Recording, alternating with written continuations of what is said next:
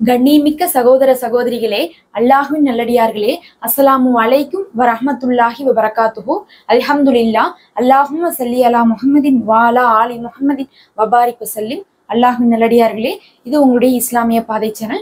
இன்னைக்கு நாம மிகவுமே சிறப்புக்குரிய ஒரு துவாவை தான் பார்க்க போகிறோம்.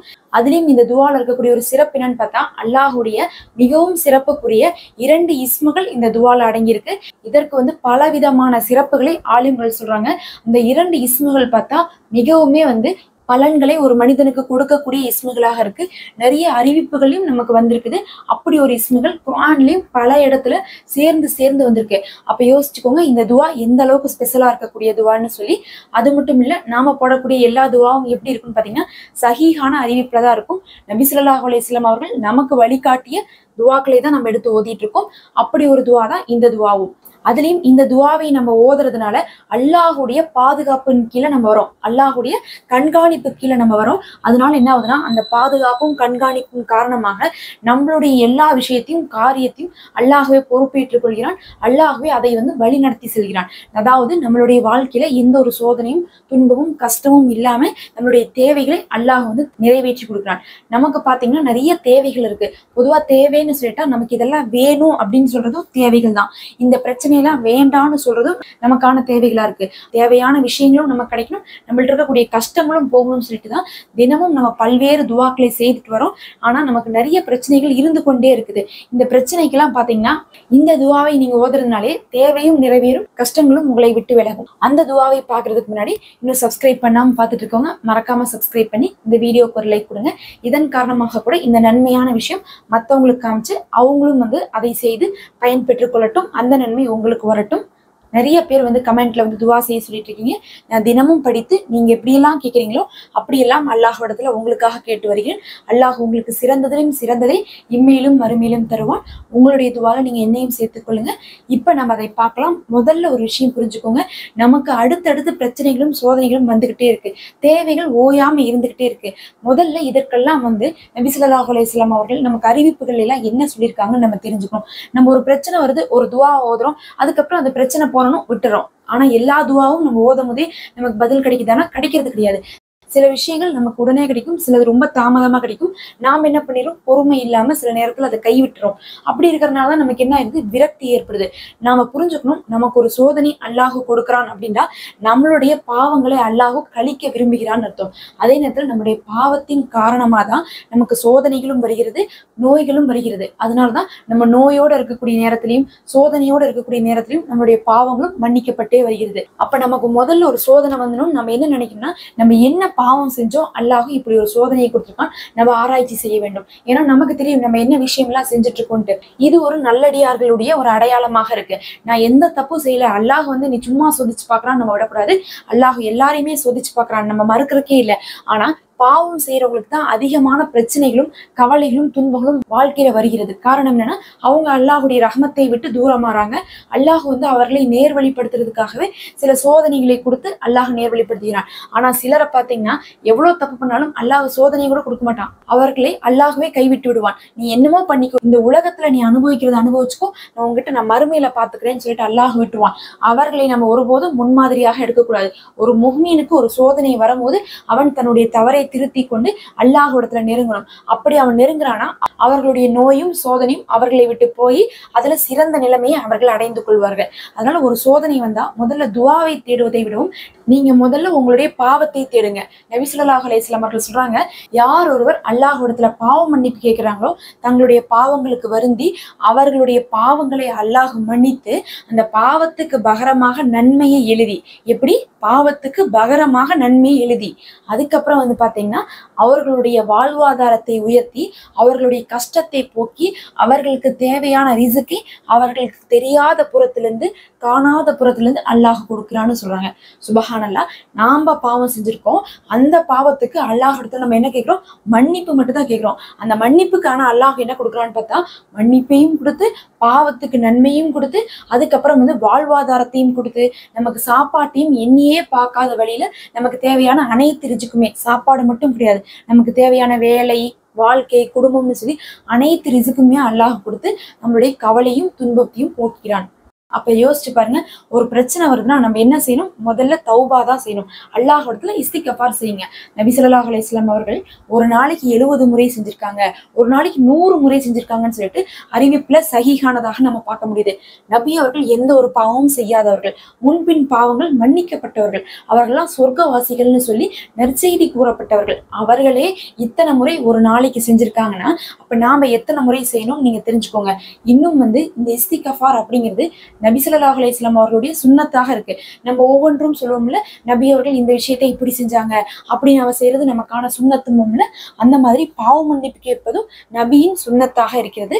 நீங்க தினமும் அதிகமாக பாவ மன்னிப்பு கேளுங்க. அந்த பாவ மன்னிப்பே போதும் உங்களுக்கு எந்த கஷ்டம் வந்தாலும் அந்த கஷ்டத்தை விட்டு அல்லாஹ் உங்களை வெளிக்கொண்டு வரதுக்கு. அதே நேரத்துல அல்லாஹுடைய நெருக்கமும் நீங்க அதிகமாக பெற்றுக்கொள்வீங்க.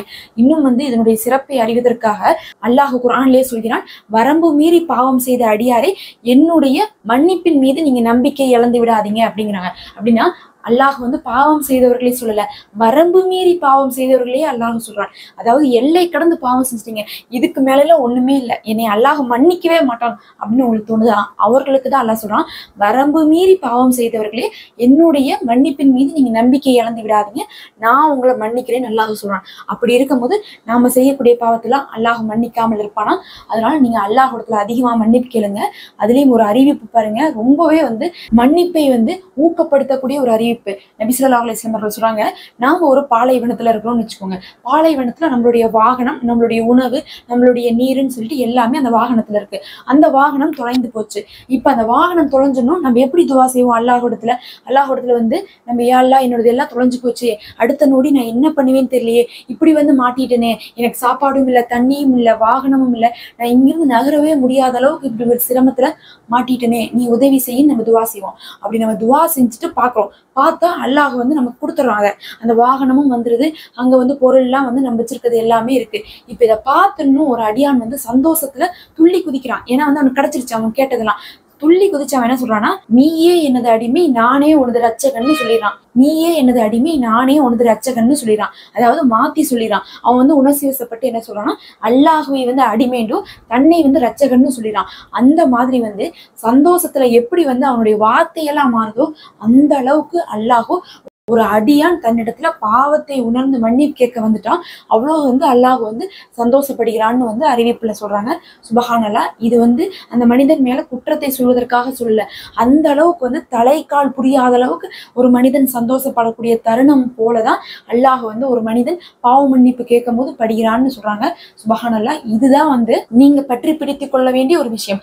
தினமும் எத்தனையோ திக்ர் இருக்கும், துவாக்கள் இருக்கும், எல்லாம் ஓதலாம். ஆனா எல்லாத்துக்கும் மேல தௌபாவை பற்றி பிடித்துக் கொள்ளுங்க. உங்களுடைய தேவைகள் நிறைவேறும், எல்லா கஷ்டங்களும் போகும், உங்களுக்கு நல்ல ஒரு வாழ்வாதாரம் வரும், நல்ல ஒரு நிலைமை உண்டாகும். தௌபா அப்படிங்கிறது நீங்க தமிழ்லயும் கேட்கலாம், அஸ்தக்ஃபிருல்லாஹ் ஓதலாம், அல்லாஹ் மௌஃபிர்லி ஓதலாம், என்ன வேணா ஓதலாம். நீங்க உங்களுடைய இஷ்டம் தான். அது சின்னதா எடுத்து ஓதுறீங்களா, பெருசா ஓதுறீங்களா, அரபியில ஓதுறீங்களா, தமிழ்ல ஓதுறீங்களான்ட்டு நீங்க அதிகமாக தௌபா செய்யுங்க. தௌபா செய்து விட்டு இந்த துவாவையும் என்ன பண்ணுங்க, நீங்க இதை வளமையாக ஓதுங்க. இது நபி ஸல்லல்லாஹு அலைஹி வஸல்லம் அவர்கள் கற்றுக் கொடுத்த துவா. இந்த துவா பாத்தீங்கன்னா, யா ஹய்யு யா கையிமு பிரஹ்மதிக அஸ்தகீசு அஸ்லிஹ்லி சஹ்னி குல்லஹு வலா தக்ல்னி இலா நஃப்சி தர்ஃபத ஐன். 3 முறை ஓத வேண்டும். நம்ம இன்னும் 2 முறை ஓதிக்கலாம்.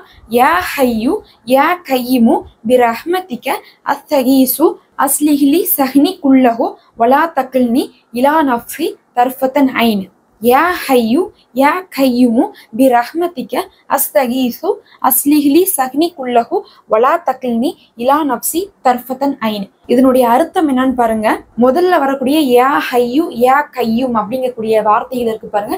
இந்த இரண்டும் அல்லாஹுடைய சிறப்பு திருநாமங்களாகும்.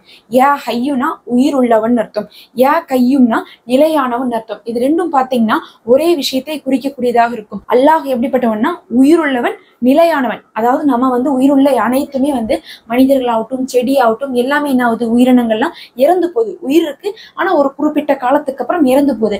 ஆனா அல்லாஹ் எப்படின்னா உயிருள்ளவன், நிலையானவன், அவன் இறந்து போக மாட்டான். அவனுக்கு பார்த்தா அவன் என்றும் நிரந்தரமாக இருக்கக்கூடியவன். அப்படி அந்த ஒரு தன்மை அல்லாஹ்விற்கு மட்டும்தான் இருக்கு. அந்த சிறப்பு திருநாமத்தை கொண்டுதான் இந்த துவா ஆரம்பிக்குது. இன்னும் இதுல என்ன வருதுன்னா, உன் கிருபையினால் என்னுடைய எல்லா காரியங்களையும் சரியான முறையில் அமைய நான் உன்னை அழைக்கிறேன். எப்படி சொல்றோம்? அல்லாஹ்வே, என்னுடைய காரியத்தை சரியாக அமைத்து கொடுக்க உன்னுடைய கிருபையை கொண்டு நான் உன்னை அழைக்கிறேன்னு சொல்லி அல்லாஹ்கிட்ட கேட்கிறோம். அப்படின்னா நமக்கு எந்த விஷயம்லாம் பிரச்சனையா இருக்கு? தொழில் சரியா அமையலையா? அல்லாஹ்வை அழைக்கிறோம், தொழிலை எனக்கு சரியா அமைச்சு கொடுன்ட்டு.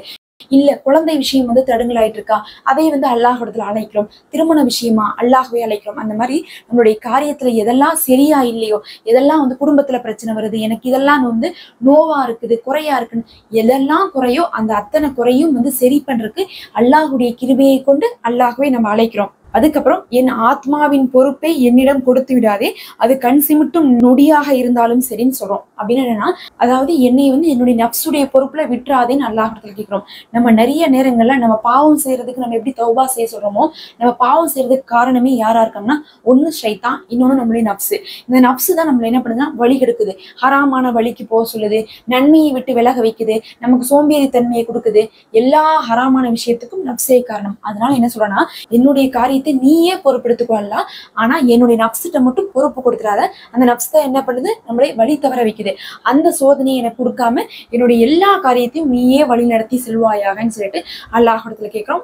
இப்படி மட்டும் நம்ம அல்லாஹ்விடத்துல சொல்வதன் மூலமாக நமக்கு என்ன ஆகுதுன்னா, அல்லாஹும் நம்மளுடைய எல்லா காரியத்தையும் பொறுப்பெடுத்து அதை சீர்படுத்தி கொடுக்கிறான். இந்த துவாவை நீங்க என்ன பண்ணுங்க, தினமும் 3 முறை காலையும் மாலையும் ஓதுவாங்க. இல்ல நீங்க என்ன பண்ணலாம்னா, ஃபர்ல் தொழுகைக்கு பிறகு ஓதலாம். அதாவது நமக்கு அறிவிப்புல வரும்போது எப்படி வந்திருக்குன்னா, காலை மாலை 3 முறை ஓதுங்கன்னு சொல்லியிருக்காங்க. அது இல்லாம நம்ம என்ன பண்ணிக்கலாம், ஃபர்ல் தொழுகைக்கு பின்னாடி ஓதுவது சிறந்ததாக இருக்கும். ஏன்னா ஃபர்ல் தொழுகைக்கு பின்னாடி கேட்கக்கூடிய துவாக்கள் கபுலாகும். நமக்கு நிறைய தேவைகள் இருக்கும்போது நம்மளுடைய ஃபர்ல் தொழுகைக்கு பிறகு இந்த மாதிரியான சில துவாக்களை எடுத்து நம்ம வளமையாக ஓதி வந்தாவே அதுலயே நமக்கு எல்லா பலனும் கிடைச்சிடும். இப்ப நம்ம ஒரு விஷயத்தை எடுத்துட்டோம், இன்னைக்கு ஓதணும், நாளைக்கு பலனை எதிர்பார்க்கலாம்னு பார்த்தா அப்படி கிடையாது. ஒரு விஷயத்தை எடுத்தோம்னா அதை வலியுறுத்தி நீங்க ஓதிவாங்க. உறுதியான எண்ணத்தோடு தொடர்ந்து நீங்க செஞ்சுட்டு வந்தா கூடிய சீக்கிரம் நீங்களே அதனுடைய பலனை உங்களுடைய கண்கூடாக பார்ப்பீங்க. அந்த மாதிரிதான் எல்லாருமே என்ன பண்ணுவாங்கன்னா, ஒரு சில விஷயத்தை எடுத்து அதை தொடர்ந்து செய்து வருவாங்க. 5 நேரம் தொழுகைக்கு பின்னாடி ஓதுவாங்க. தினமும் ஏதாவது ஒரு 2 நேரமாவது குறைஞ்சது ஓதுவாங்க. அந்த மாதிரி நம்ம ஓதணும். அப்பதான் நம்ம பலன் அடைய முடியும். நம்ம கேட்கிறோம், இன்னைக்கு ஓதுறோம், நாளைக்கு ஒன்று ஓதலாம், நாளானிக்கு ஒன்று ஓதலாம், அப்படியே போயிட்டு இருக்க கூடாது. நம்ம ஒன்று எடுத்தோம்னா அதை வலியுறுத்தி ஓதுவதுதான் சிறந்தது. அதனுடைய பலனை நம்ம அப்பதான் பார்க்க முடியும். இதே நீங்க என்ன பண்ணுங்க, வளமையாக ஓதிவாங்க, அதிகமாக தௌபா செய்யுங்க. இது ரெண்டும் தான் உங்களுடைய கஷ்டத்தை போக்கும், தேவைகளை நிறைவேற்றும், அல்லாஹ்வுடைய நெருக்கத்தை பெற்றுத்தரும்.